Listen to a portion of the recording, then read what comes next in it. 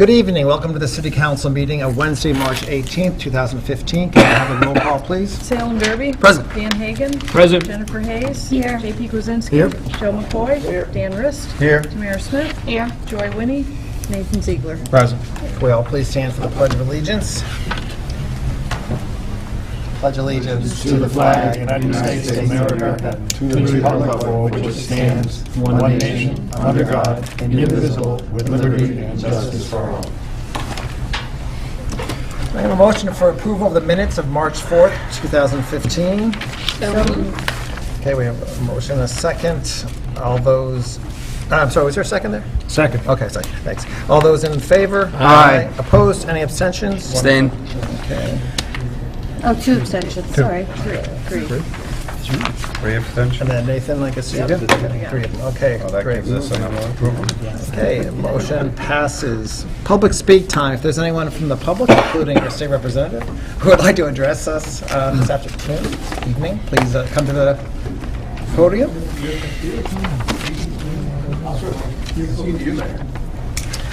As you well know, Representative Sybeck, we are trying to adhere somewhat to open meeting laws, so we may have to limit our discussion, but we'd love to hear anything you can tell us about what's going on for our city. Well, actually today, it's kind of appropriate to be here today. Today was Kick Butts Day at the State House, which is really an anti-smoking, anti-substance abuse event. And I had students from both South Hadley and Easthampton here today. And I just want to make sure, I had some notes to make sure I don't miss anything, so I have to apologize to make sure that I give you everything we're talking about. So, there was a large group of students with some faculty there. Tamara's son was one of the students who was there. And also there was a ceremony at 1:15, and at that ceremony there was an award given to Brian Delaney from Easthampton High School as a Youth Leadership Award. So there were a number of individuals from across the Commonwealth, and certainly not everybody, and far from it. And so I think it's a good reflection. I've met with this group in the past. Brian certainly had done a great deal in terms of his leadership, and it is well deserved. They put me on the spot, asking me certain questions, and what's my position on various issues, and some bills that they wanted. So they did a great job of being strong advocates, and I appreciated the opportunity. As you know, we're getting into budget season. So for those of you, in terms of where we are, the governor, because Governor Baker is in his first term, he didn't release a budget until March 4th, as opposed to typically being January 20th. That kind of put things a little bit unusual for us in the House, because our meetings with the Ways and Means Committee, or the Ways and Means Chair, generally is in early February to the first week in March.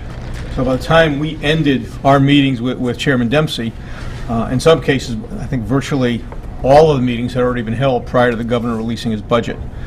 So we were requested to put our budget request in, not knowing what the governor was putting into his budget. That has an impact because I'm getting emails from constituents, please support this, please support that. So I'm hearing from people in terms of mental health services and in terms of local aid, which clearly we're going to stay with the numbers, and what you've received so far in terms of numbers are the worst numbers you could expect. I don't believe, although there's not been a formal local aid resolution between the House and Senate, I think what you've got is really the baseline. And should things continue to improve, then we'd hope to see additional dollars coming in.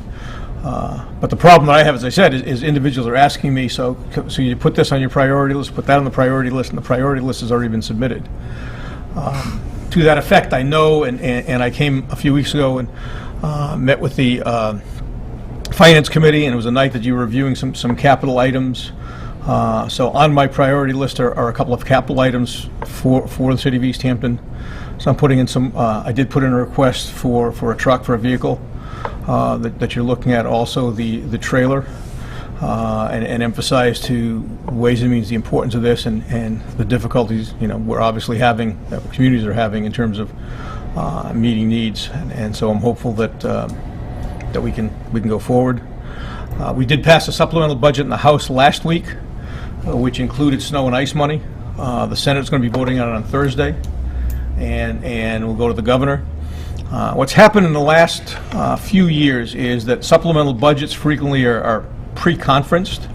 What I mean by that is the Ways and Means Chair from the House, the Ways and Means Chair from the Senate, and the Governor's staff from A&F, from Administration and Finance, pretty much agree on the numbers, so you don't expect to see much in terms of changes. Clearly, this was an unusual season in terms of storms. I've talked to the mayor, and certainly will do everything that we can to ensure that if they're, when the dollars are available, that Easthampton will get its fair share. I know some communities have already declared emergencies in terms of looking at it, and the issue really looking at what constitutes an emergency. Are we looking at individual storms, or we look at things cumulatively over a short period of time? So I'd urge you to be obviously as aggressive as you can in terms of seeking those dollars. And I think that brings us up to speed in terms of what's come before us. I had a meeting last week with the school superintendent in terms of dealing with some of her issues and concerns, and I'm looking very carefully. Frankly, I've got a concern that we have a governor who is strongly supportive of charter schools. And my concern is when we start looking at charter schools, whether it's charter schools or school choice, those things are coming at the expense of what are traditional public schools. I know that there's been also a series of hearings around the state. One was in Northampton, I think in late January, maybe early February, looking at the foundation formula, trying to see what we can do in terms of changing that. I think it's important that the foundation formula hasn't really changed since ed reform went into effect in the early 90s. And when it went into effect in the early 90s, we didn't have charter schools. We didn't have school choice. Sort of the things that are affecting school budgets, which obviously affect municipal budgets. And I think we need to, as we go forward, make sure that what we're doing really makes sense in terms of 2015. So I'm supporting those efforts to look at that foundation budget and ensure that we're providing adequate supports for our public schools, and that communities like Easthampton aren't shortchanged because of some of those other things that weren't there in the past. So my goal tonight was just to try to come at least once a year, or a little more often. I see many of you, at other times, just to see whether, give you an update in terms of where things are, what we're doing. We're just moving into the legislative season. So the approximately 5,000 bills were just assigned to committees last week. I got my assignment 2 weeks ago, so this term I'm chairing on the House side. I'm the chair of Labor and Workforce Development. And just learned yesterday that I'm been assigned or appointed to a commission on unemployment insurance and unemployment claims, which we have our first meeting on Tuesday. So it's a new area for me, but one that I'm really excited about. The governor's talking about establishing a workforce cabinet. The Senate President, who happens to be my senator, is talking about what can we do in terms of addressing welfare to work. What I'd like to do with my co-chair is to do hearings around the state. The governor talked about workforce issues and workforce training issues differing from region to region. We certainly have some issues here in western Massachusetts and in the Pioneer Valley. Some of the highest unemployment rates are here in some of the neighboring communities. So I anticipate doing that over the next few months and dealing with approximately, I think it's 200 and I think we had about 225 bills as of today assigned to our committee. So with that, I'd be happy to respond or answer any questions or. Yeah, we can probably, I was going to say, we can limit some simple questions now, and as I said earlier, the meeting is probably going to be literally maybe 10 or 15 minutes long, and so if your schedule permits, it would be great if you wanted to hang out in case any of the councilors have additional questions for you. But in the meantime, if there's anyone here who would have a simple question for the representative while he's here. Well, congratulations on being part of that unemployment and workforce board. That's going to be really important, especially with Governor Baker, I think. So congratulations. Yeah, thank you. Great, well deserved. Thanks. Any other questions for him? Okay, well, I'll just make a quick. I knew you weren't going to let me out, Scott. No, I'll just make a quick comment. I wanted to thank you for coming to the finance meeting the other week because I thought it was very informative to us, and hopefully we'll get our truck with the floorboard with no side that's being held by Scott's side. So, No, we appreciate it whether we get it or not. Actually, I've got to say that the information that was provided to the Finance Committee is information that I took to Ways and Means, and it was very helpful in terms of making the case. So Joe Pips info that he shared with you, I essentially absconded with. Though I gave credit, Joe's getting credit for it. It's not that it's my own, but it really helps. I think it's one thing to go and ask for something in the budget, but without backup and substantiation and what it is and why you need it. I think certainly this enhances the case to be made. So, thanks. Thank you again. My pleasure. For coming. Anyone else from the public who would like to address the council on any topics? No? Okay, moving on. Correspondence and communications. I do have one that was an email sent to me this afternoon from the Councilor Cobb, ex-Councilor Cobb, who is now on the Energy Advisory Committee, just reminding everyone that the City Energy Survey, where they're trying to get a hold of the energy needs and demands for the city, are due March 20th. And it'd be great if everyone could participate. Gives them a lot of important information. I think, again, you can get those surveys at the city clerk's office, but if you're interested in the advisory committee, which is also the Energy Advisory Committee, which is also looking for people, the chair is Maren Goldstein, and email is maren.goldstein@gmail.com. You can probably have more contact information from the city clerk downstairs. So one, please try to fill out your energy survey before the 20th, and if you have interest in being on this committee, please contact the city clerk. I'd like to add to that there's also an electronic version of the survey, so using his email, he'd be able to send you the link. Okay, great. We're just about that. So there is an electronic version as well. So again, the city clerk could probably get that information for you. Mayor Correspondence, Mayor Cadger. Good evening. First, I'd really like to thank Representative John Sybeck for being here tonight. I know he makes it to one meeting a year, but he makes it to our offices on a much more regular basis, sometimes more than weekly, either stopping in my office or the superintendent's office. And it's really great to know that we have a representative that is constantly trying to protect our interests. All of you are very familiar with him because he is exactly that. Going into a little bit, just, so a little FYI update. Had a meeting this week with our director at DPW and Eversource, and everyone knows Eversource is the new name for WMECO, WIMCO, Western Mass Electric, whatever you want to call them. So what they're doing, it's premature, but this is definitely happening. They're going to be doing a new gun substation circuit project, and that's over on Phelps Street where the gun substation is. And it's going to start, it's a Southampton, Easthampton project. The Southampton part will start a little bit before Easthampton, but what it's going to do is actually put an additional circuit there. We now have 3 circuits, and this is an upgrade to put 4 circuits. So this is something that will be extremely helpful to when we have power outages where they can switch from one load to the other, and it's necessary to connect new circuits. Southampton along Gun Road, they'll probably begin in June. And then Easthampton, the area of Easthampton will be along Main Street and probably begin maybe mid-August and, go toward the end of the year.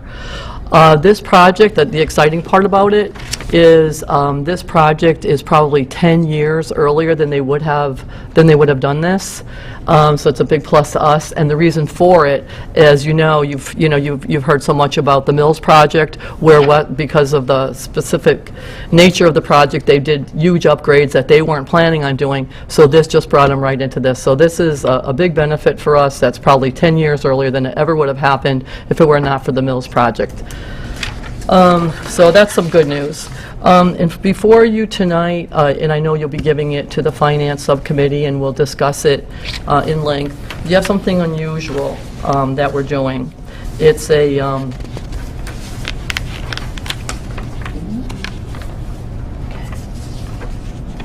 thank you, Melissa. More good news. What you have in front of you is a supplemental appropriation, a transfer, and it's probably going to stagger you when you first see it. It's for $600,000 out of free cash. Yes, it hurts. And this is a different way of doing things, and you can see it's for our snow and ice deficit, which at this point in time, it's still adding up. So we had a couple of icy days, over the last couple of weeks. So we don't even have final numbers in on it, but we're pretty sure it's going to be in excess of this amount.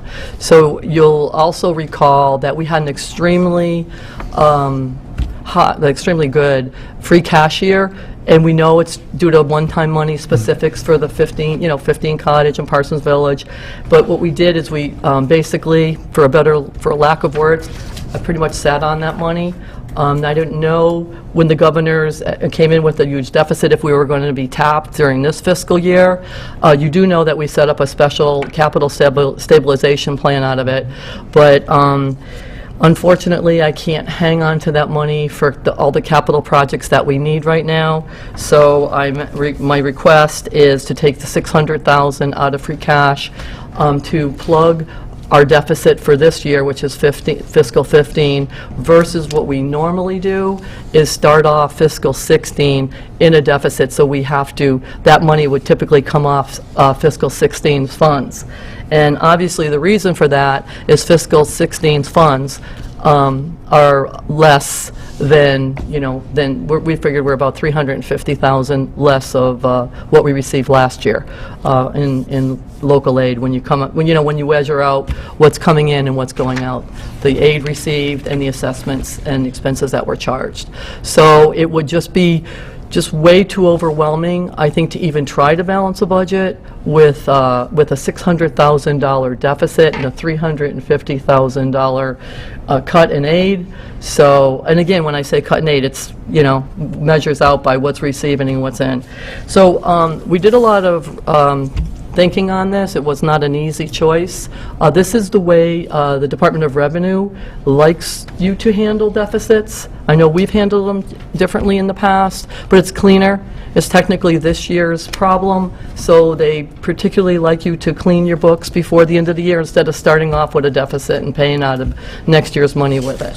So our auditor is very happy about it, not happy about the 600, but she's happy about this method, and DOR pretty much recommends it. So I'm sure we'll have a lot of lengthy discussions on it, but I thought I should just bring it up because it is a very unusual item on your agenda.